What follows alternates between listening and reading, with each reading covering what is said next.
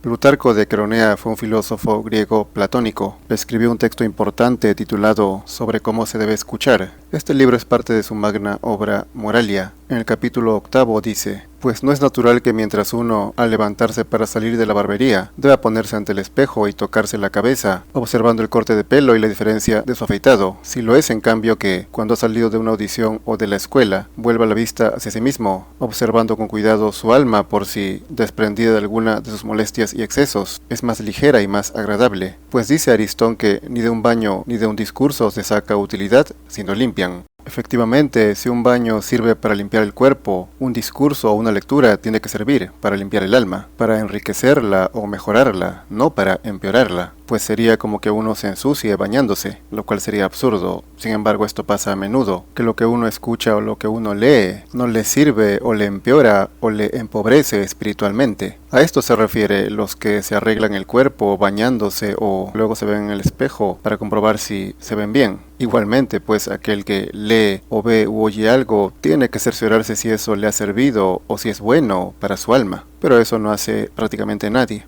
Prosigue Plutarco: en efecto, que disfrute el joven cuando obtiene provecho de los discursos, pero no conviene que el placer de la audición se convierta en un fin, ni que crea que es necesario salir de la escuela del filósofo dando trinos y radiante, ni tampoco crea que es necesario buscar perfumes, cuando lo que necesita es ungüento y cataplasma, sino que debe estar agradecido en el caso de que alguien, como la colmena con el humo, con una palabra punzante, limpie su pensamiento que está lleno de mucha oscuridad y estupidez. Esto sucede con muchos que en una lectura o en un discurso se interesan más por las formas y no por el fondo de lo que se dice. Quieren sentirse bien leyendo o viendo lo que les dicen, pero terminando la charla o lectura se olvidan de ello y prácticamente no les sirve para nada. Buscan más el placer del que les habla que si lo que dice es bueno o acorde a lo verdadero. O sea, buscan la apariencia más que la verdad, lo cual es inútil. Quieren verse bien o aparentemente saber más después de ese discurso o esa lectura, en vez de saber más y sobre todo saber algo bueno o acercarse a la verdad. Se sigue de ello que quieren presumir lo que han aprendido, de la filosofía o de los datos científicos que han escuchado, en vez de practicar esos conocimientos, que es lo que realmente importa, los hechos. Las apariencias les importan, por eso dice que buscan perfumes y no cataplasma y ungüentos, o sea, buscan verse bien, no sanarse por dentro, curarse, mejorar, ser humanos. Y obviamente rechazan las críticas, no les gusta ser cuestionados cuando el interlocutor habla algo que va contra su forma de vivir o sus costumbres, algo que, como dice, limpie su pensamiento que está lleno de obscuridad y estupidez. Estas personas, sobre todo jóvenes, se guían de las formas. Así continúa diciendo: pero el que desde muy al principio no está agarrado a los hechos, sino a la expresión, exigiendo que sea ática, pura y sencilla, es semejante al que no quiere beber un remedio a no ser que el vaso esté hecho con arcilla, ni ponerse un manto en invierno a no ser que la lana sea de ovejas. Pues todos esos vicios han creado por una parte una gran carencia de inteligencia y de buenos juicios, y por otra una gran sutileza y palabrería en las escuelas, porque los jovencitos no observan la vida, ni la actuación privada, ni la actuación ciudadana del filósofo, sino que se dedican a elogiar expresiones y vocablos y la bella manera de exponer, no sabiendo ni queriendo averiguar si lo expuesto es útil o inútil, necesario o vacío y superfluo.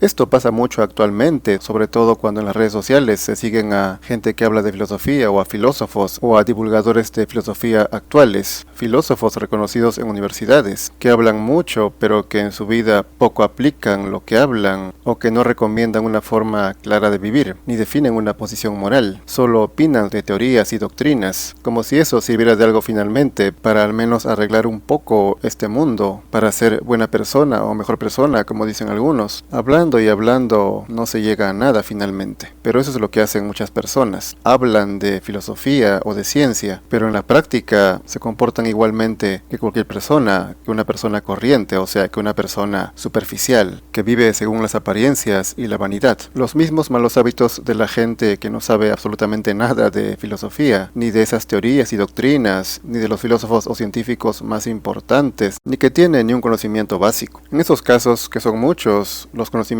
no sirven para nada, a no ser para presumirlos. Pero ¿de qué sirve presumir algo que a uno no lo hace mejor o que no lo hace ser virtuoso o bueno? Me refiero a los conocimientos, no que uno presuma de ser virtuoso o bueno, lo cual hacen los peores. La virtud no se presume, no las palabras. La mejor forma de querer dar a conocer uno algo es con su vida, con sus actos. Y dice pues que estos discursos y estas personas que hablan mucho de conocimientos ha creado una carencia de inteligencia, una gran sutileza y palabrería. Y así se tienen muchos divulgadores de filosofía que hablan muy bonito, pero repito, no demuestran ser mejores que las personas comunes y corrientes. Y si algo no te hace mejor, solo sirve para distraerte, con lo cual se vuelve entretenimiento y equivale a escuchar a un payaso o entretenerse con una comedia, como hace el vulgo. Esos jóvenes que hablan tanto de esos datos o que hablan de ciertos filósofos y los elogian, filósofos actuales me refiero, ciertamente son iguales que aquellos que hablan de futbolistas y los elogian, o de actores o de cantantes. Al fin y al cabo son conocimientos que, repito, no te hacen ser humano mejor, no te enriquecen espiritualmente. Las palabras, la teoría, al final es lo mismo, sea de lo que sea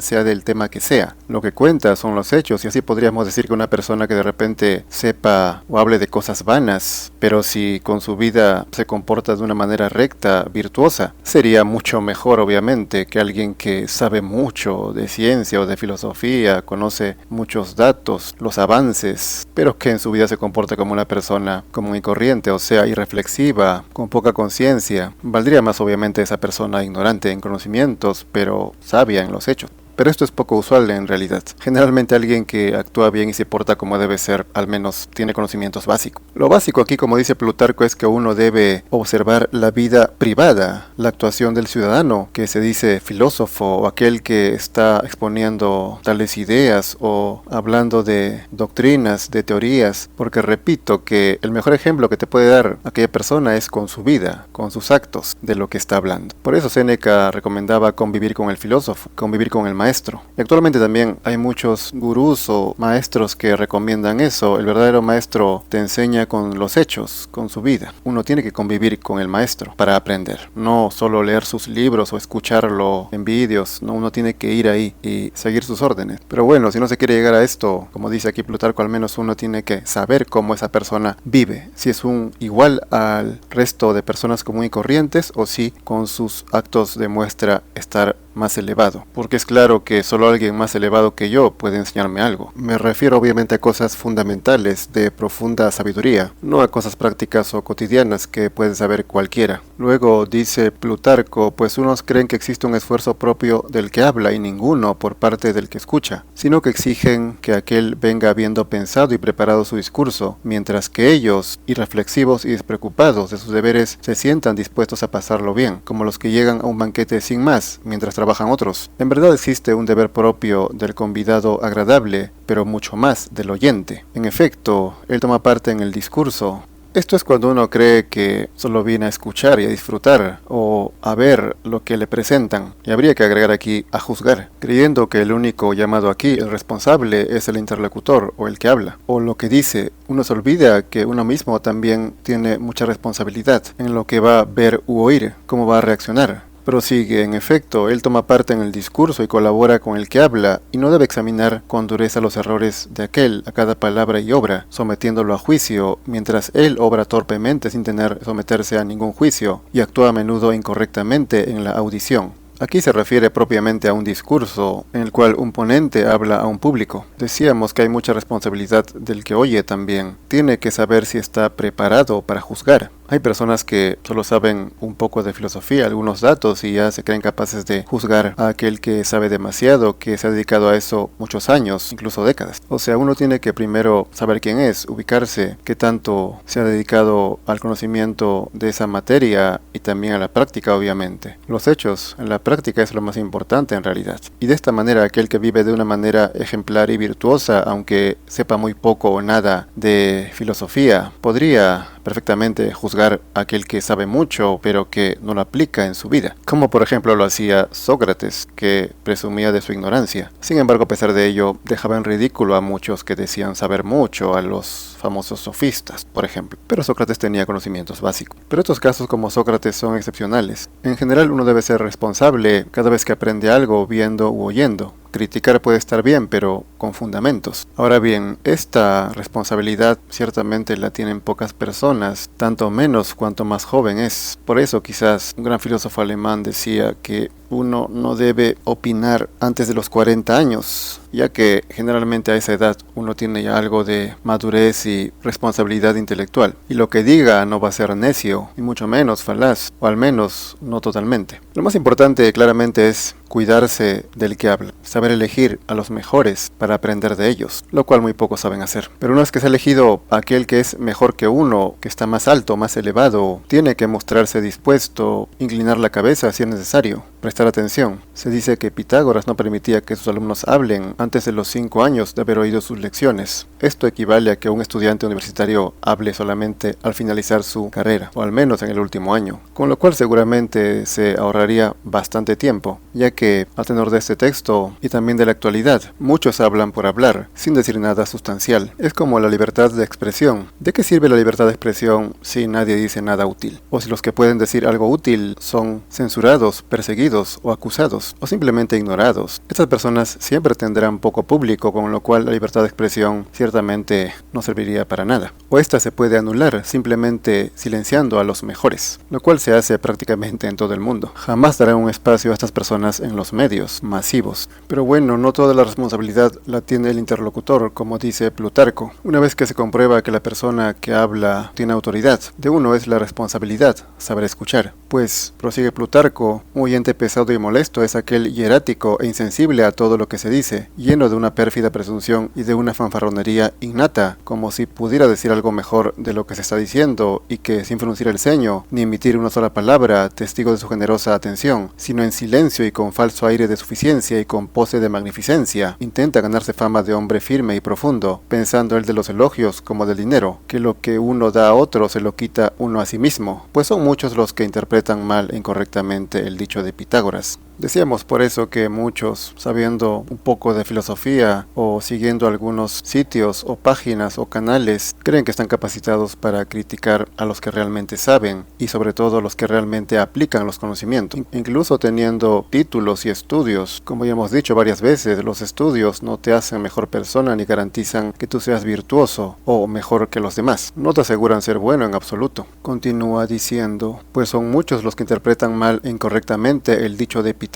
En efecto, aquel dijo que él, gracias a la filosofía, había llegado a no admirarse de nada. En cambio, esos dicen que gracias a la filosofía han llegado a no elogiar ni honrar nada, porque tienen puesto el pensamiento en el desprecio y porque persiguen la dignidad con desdén. Está claro que la filosofía no es para ostentar, no es para creerse mejor por lo que uno sabe o lo que ha escuchado. Dijo Séneca, no consiste en palabras, sino en obras. No se emplea para hacer pasar el tiempo distraídamente ni para disminuir el tedio de la vagancia. Antes bien, forma y modela el alma, ordena la vida, rige las acciones, muestra lo que se debe hacer y lo que no. O sea, la filosofía tiene que servirte ante todo a ti mismo, no para presumirla ante los demás. Las doctrinas, las palabras, las escuelas, valen poco o nada si no se practican. En fin, este texto sobre cómo se debe escuchar es muy acertado y sirve para que uno sepa a quiénes realmente debe escuchar y cómo debe hacerlo. Realmente en la actualidad son muy pocos los textos buenos y muchos menos aquellos que dicen cosas útiles y hablan cosas valiosas en los medios, sobre todo en las redes sociales, en los cuales solo se busca agradar. Con certeza los que hablan con virtud y rectitud en esos medios son muy pero muy pocos, cada vez menos. Lo que prolifera es la estupidez, el entretenimiento, que aunque hable de filosofía, de conocimientos científicos, si uno no los practica sigue siendo entretenimiento.